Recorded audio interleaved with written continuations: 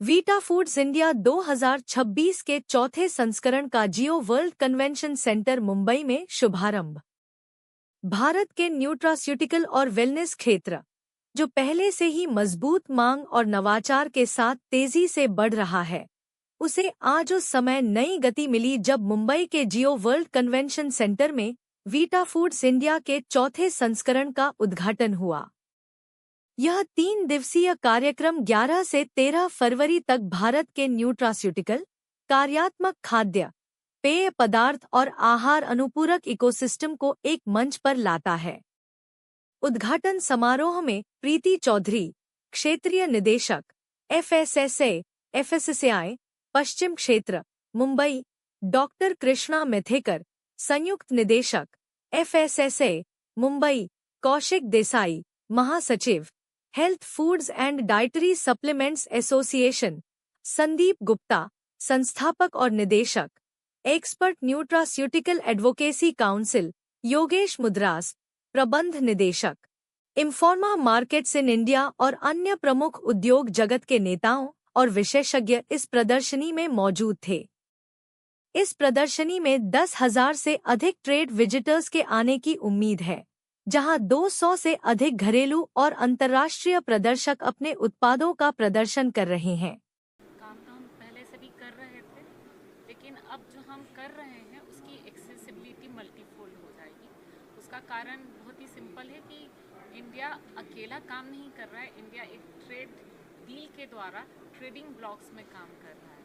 तो ये सारी कंट्रीज़ जिनके साथ में ट्रेड डील हुई है हमारी, चाहे यूएसए हो, यूरोपियन यूनियन हो, यूके हो, मॉरिशस, ऑस्ट्रेलिया या यूएई हो, इन सब के साथ में ट्रेड डील होने के बाद में इंडियन प्रोडक्ट की एक्सेस वर्ल्ड मार्केट तक बेहतर होगी।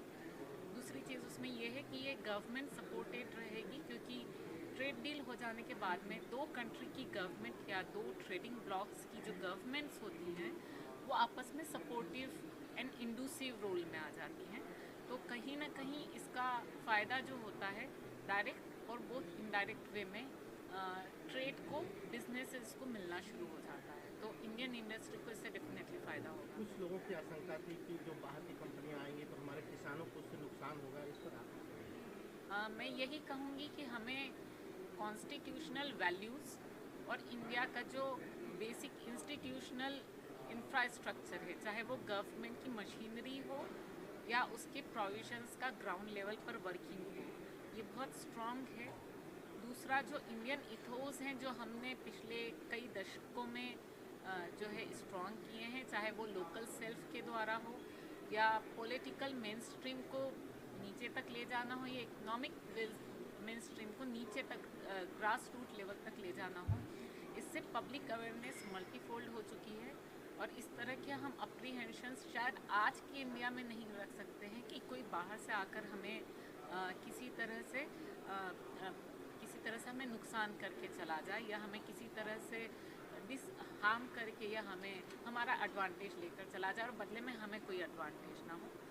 तो ये एक जाहिर सी बात है कि with all the trade deals government supported environment is being created where every single individual is bound to get benefit. तो इस निवेशक को कैसा देखते हैं वीटा फूड को, क्या मैसेज देना चाहते हैं? इंडस्ट्री को ग्रो होने का एक चांस है और रेगुलेटर्स उनके साथ है। रेगुलेटर, इंडस्ट्री एंड कंज्यूमर, ये तीनों मिला के हम एक साथ एक अच्छा भविष्य निर्माण कर सकते हैं और कंज्यूमर का भविष्य उसमें ज़्यादा सेहतमंद हो जाएगा, ये मेरा है। Thank you. पूरा न्यूट्रास्यूटिकल इंडस्ट्री का एंड टू एंड शो है, एंड जहाँ से रॉ मटेरियल इंग्रेडिएंट से लेके फिनिश प्रोडक्ट्स और मशीनरी और उसके जो value contract manufacturing value chain सारी यहाँ पे है। वो 200 कंपनीज़ है और ये सबसे बड़ा एडिशन है जो हम लोग प्रस्तुत कर रहे हैं। 40 देशों से यहाँ पे एग्जिबिटर्स आए हुए हैं और इन 3 दिनों में 10,000 से ज़्यादा इंडस्ट्री प्रोफेशनल्स आने की गुंजाइश है।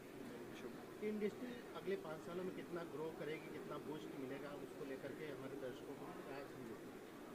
ये एक बहुत fast growing industry, specially after the pandemic जो अवेयरनेस आया है और हेल्थ एंड न्यूट्रिशन अभी मेन स्ट्रीम हो गया है। जैसे पहले वो सब मेन स्ट्रीम नहीं था, अभी पूरे people have started adopting as a part of their lifestyle, और इस वजह से ये इंडस्ट्री अराउंड 13 to 14% CAGR के रेट से ग्रो हो रहा है।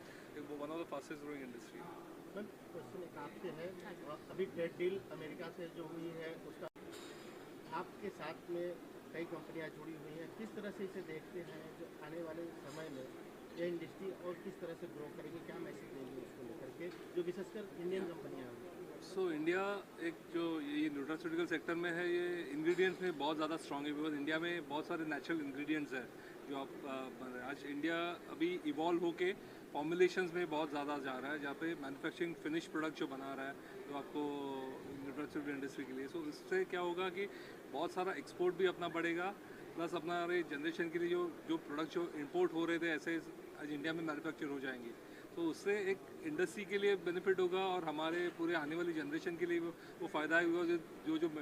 जो प्रोडक्ट्स है वो बहुत रीज़नेबल रेट्स पे, चीपर रेट्स पे इंडिया में अवेलेबल हो जाएंगे।